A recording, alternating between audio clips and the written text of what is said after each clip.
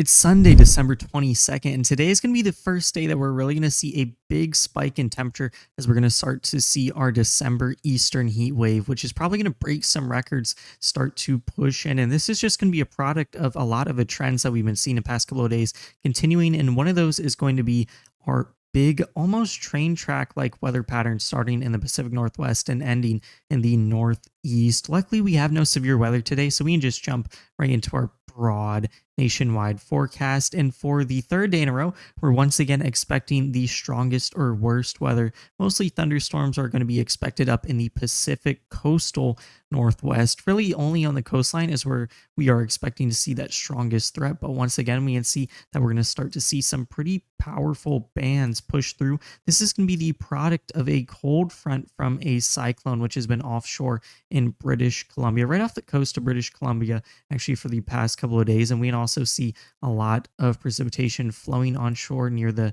San Francisco Bay Area. This is also going to be the product of almost like an atmospheric river phenomenon where we have a high pressure system rotating this way, winds are blowing this way, low pressure system rotating counterclockwise instead, rotating this way. Then we have a stationary front pretty much right along this line of precipitation as well, which goes all the way up here to Montana, where we're also expecting to see some light precip as well. That's likely going to be snow in the higher elevations, but that's why we're seeing almost this perfect flow right up here. Then we're also going to start to see less of a product of fronts and more of a product of just increased jet maxes in our jet stream. We could see a couple of pockets of precipitation, one starting probably around the Dakotas, Minnesota, is probably starting in Canada, descending down into the US, then another blotch out here in the Midwest Great Lakes region, which actually spans down into parts of the Southeast. This is going to be from the product of a pretty strong ridge or high pressure system out here. We can see this really strong clockwise flow,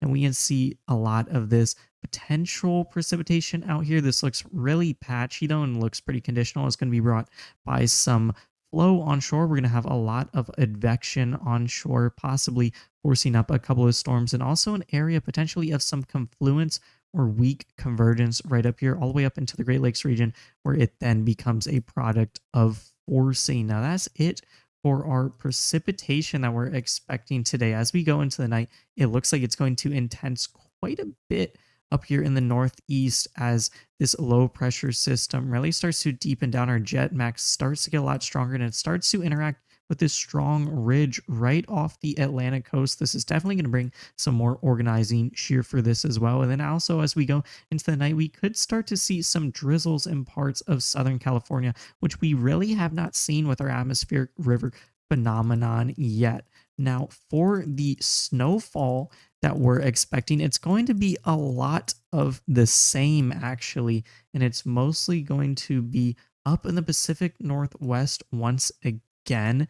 This is what we're going to be looking at up here in the Pacific Northwest in the higher elevations.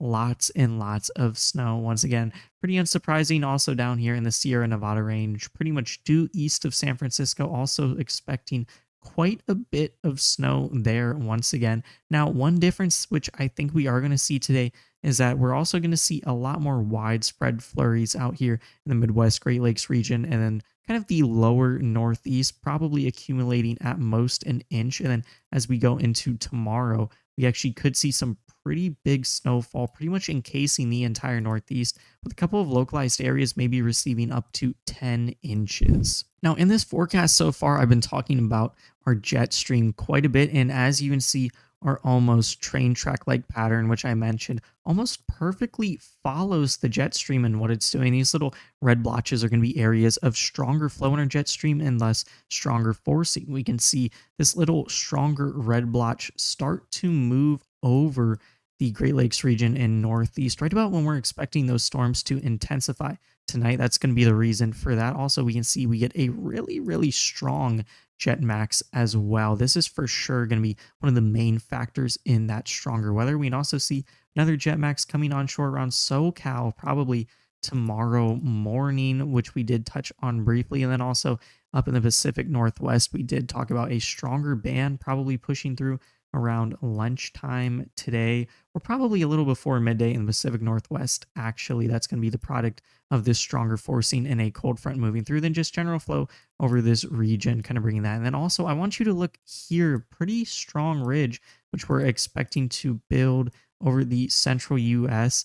And that's almost perfectly kind of painted out here from this model run from the GFS. This is going to be one of the main causers in that major record breaking warm up, which we're going to talk about now. And here's a look at this warm up. These are probably going to be the temperatures in the afternoon today, reaching potentially feels like temperatures of 70 degrees all the way up in South Dakota around Christmas time. Extremely rare that you see this. In fact, you probably wouldn't even be able to tell it was winter if it weren't for this really obvious freezing line here, which is kind of painted out by a stationary front. Now, this is kind of hard to believe how much it warms up because it will be pretty cool in the morning hours. Some areas where it was freezing, like for example, in the middle of Nebraska, it will be feeling like 70 degrees in the same afternoon. And our freezing line actually kind of traces the exact path of our heating line. So that's kind of crazy how that works and just shows how much the jet stream is playing a role into that, and also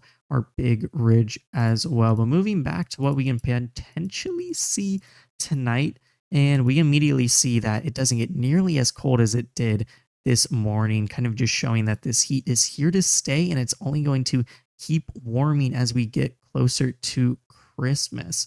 Then we actually do see a little bit of cold air encroach down here into probably Minnesota later tonight, early morning tomorrow. But this is going to be fought back really hard as we get a warm front start to really become active during Christmas Eve, Christmas Day. And this is going to make a push all the way up towards potentially Chicago, where we could see maybe feels like temperatures of 70 degrees Christmas Day in Chicago.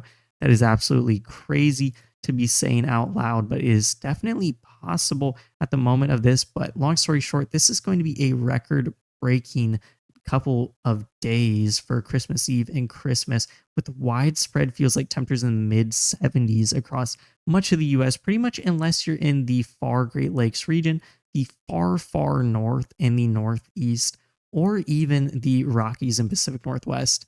You are going to be seeing potentially record breaking temperatures for Christmas, specifically in this bubble right here. I think if you're down south, you are a lot more used to being disappointed on Christmas with warmer temperatures, and this will also play a role in snowfall, and who will see a white Christmas, probably going to be reserved for our folks up here more up north.